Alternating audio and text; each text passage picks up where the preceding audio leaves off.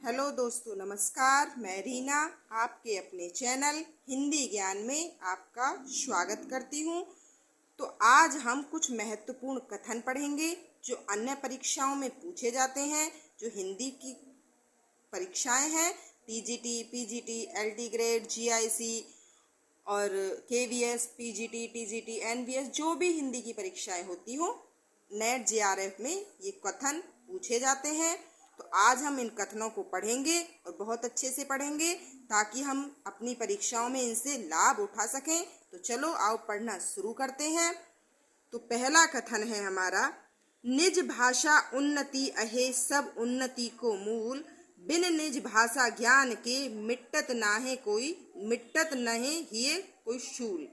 तो ये कथन भारतेंदु हरिश्चंद्र जी का है, आधुनिक युग से है। ठीक है।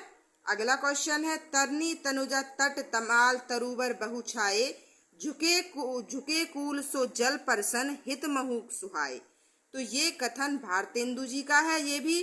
और जो इसमें पहली लाइन दे रखी है, तरनी तनुजा तट तमाल तरुवर बहु छाए, तो ये जो है क्वेश्चन, उसमें भी पूछा जाता है कि इसमें कौन सा अलंकार है। तो इसमें अनुप्रास अलंकार है।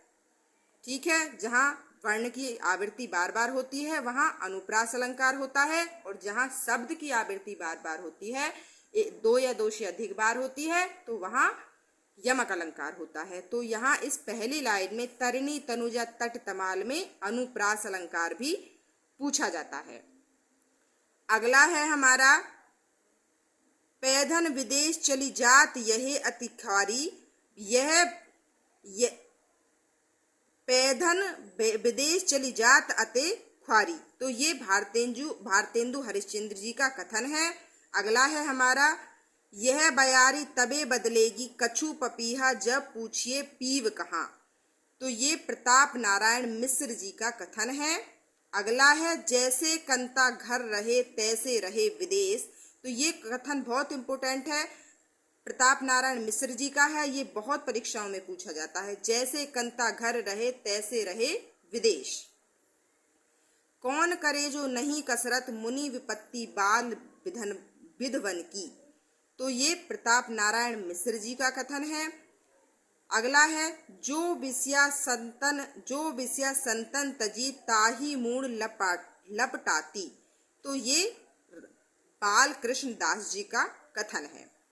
अगला है, केवल मनोरंजन ने कवि का कर्म होना चाहिए, उसमें उचित उपदेश का भी मर्म होना चाहिए। ये भारत भारती से लिया गया है और मैथिली शरण गुप्त जी का कथन है, बहुत ज्यादा इम्पोर्टेंट है। केवल मनोरंजन ने कवि का मर्म होना चाहिए, उसमें उचित उपदेश का भी मर्म होना चाहिए। तो ये भारत भारती से लिया गया है, मैथिली शरण गुप्त जी का कथन है। अगला है हमारा, सखी वे मुझसे कहकर जाते, कह क्या वे मुझको अपनी पथ बाधा भी पाते। तो ये यशोधरा से लिया गया है और मैथिली शरण गुप्त जी का कथन है। सखी वे मुझसे कहकर जाते, कह क्या वे मुझको अपनी पथ बाधा ही पाते।